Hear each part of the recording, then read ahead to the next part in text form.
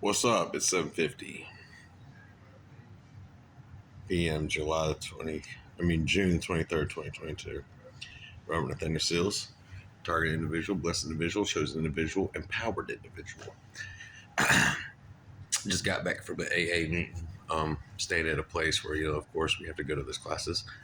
And I gotta say, I've enjoyed it actually. This one I've been going to here in Mississippi, and I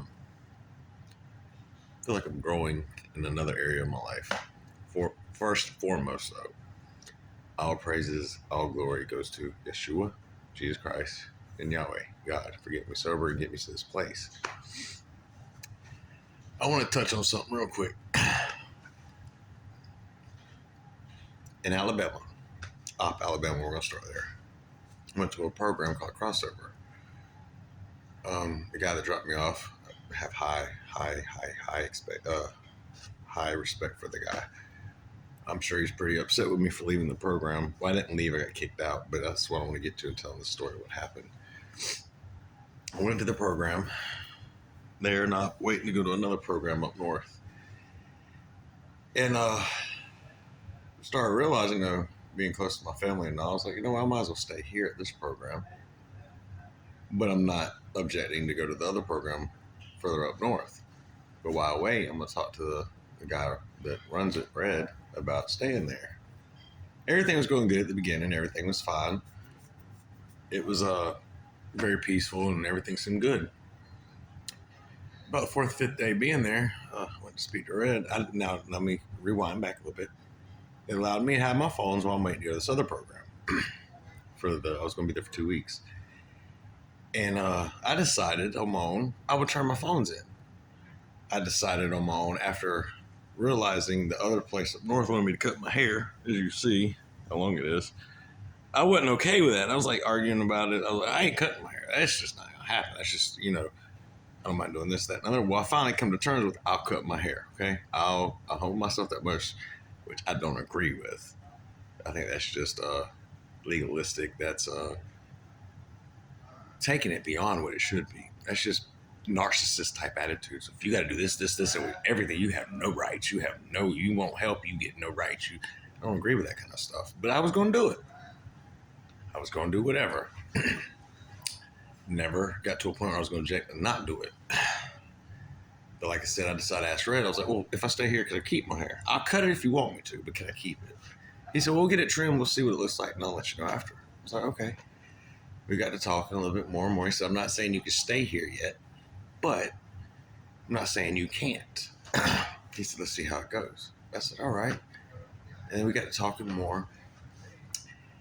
And he kept wanting to cut me off, things I was saying he didn't like what my opinion or my thoughts was, which started bothering me, but I kept it to myself. And then he was like, well, we got to talking about getting a job. I was like, well, when I graduate the program, I'm going to pick it. Well, no, we pick a job for you. Before you go into the program, while you're waiting, we'll pick a job for you. And then when you get out, we'll pick a job for you. You can only work a certain amount of hours. I was like, well, how am I going to get out? Like an exit thing. But don't worry about that. Don't worry about that. Again, I wasn't going to argue with it. I didn't agree with it, but I didn't argue with it. But I was like, I want to make a good amount of money. I know I can. I know I'm smart. I'm intelligent. I'm good at what I do when I do things.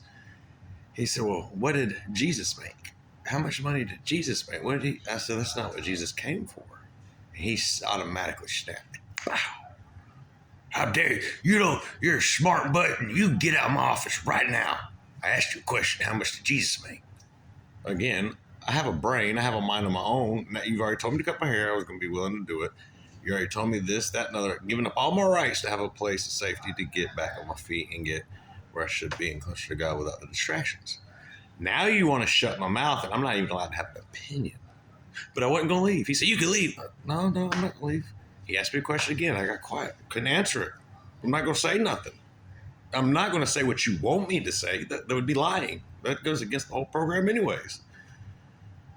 He said, well, you're not going to say that? I said, he didn't. My answer was going to be, he didn't come here to make money. I'm not Jesus. He came here for a whole nother reason. But he shut me down again. He said, you just leave. You get out of here then. You're not going to say what I want. You get out. So, all right, peace. Got out, got my stuff. And everybody said, well, this is your last chance. You ain't going to make it. I've heard that so many times. Now, gang stalking and all that, I don't know if this relates to it. I feel like it does. I want you to comment below what you think. I packed my stuff up and I walked out of Opp, Alabama. And I walked all the way as far as I could. Start saying prayers immediately. Yahweh, in the name of Yeshua, I pray for a ride, money, help. Boom. Immediately a car pulled over. This happened 3 times. I even prayed on the way in Gilmas out of Mississippi, out of here into Mississippi. I was like, Yahweh, I don't want just somebody to hand me money. I want to be able to work for it.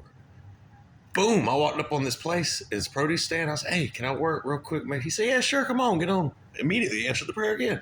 So anybody saying I don't know the creator or I'm walking wrong or this, that, that's a lie straight from the pits of hell. And I'm not going to listen to you anymore. I pray for those that think that. Some of them really think it. But ain't nobody better than the next. I know I'm being attacked, gang stalked, and harassed because of lies on my name, smear campaign, because I know too much. I'm close to the creator and his son.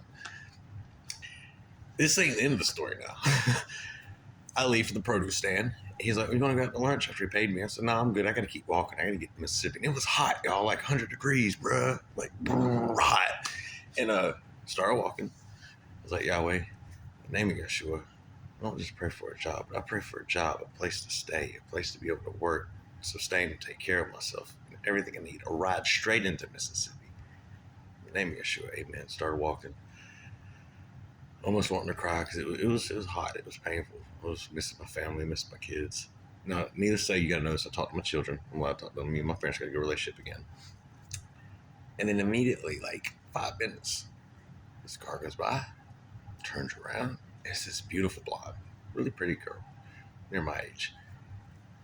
Pulls up. She says, "Hey, get in the truck." I looked at her like, "What?"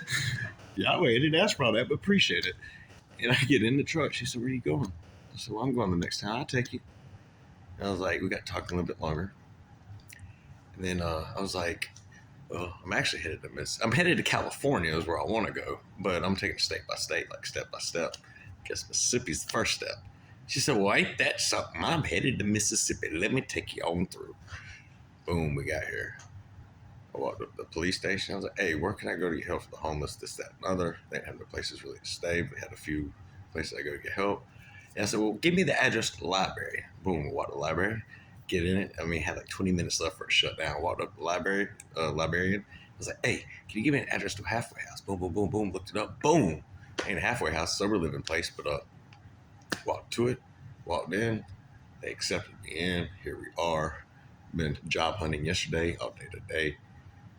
Just want to share my story with you. Target individual, Robert Nathaniel Still. Stay in power, stay blessed, stay chosen, stay push it forward. Never give up, never give in, never quit.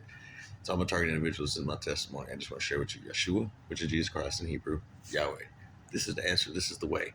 And I'm not talking about the false religious system. I'm not talking about those that swear they know him. I know him. You're watching me walk through the storm. I'm the hurricane through the storm. And I got the one protector behind me, beside me. That's the truth. That's the facts. That's what it is.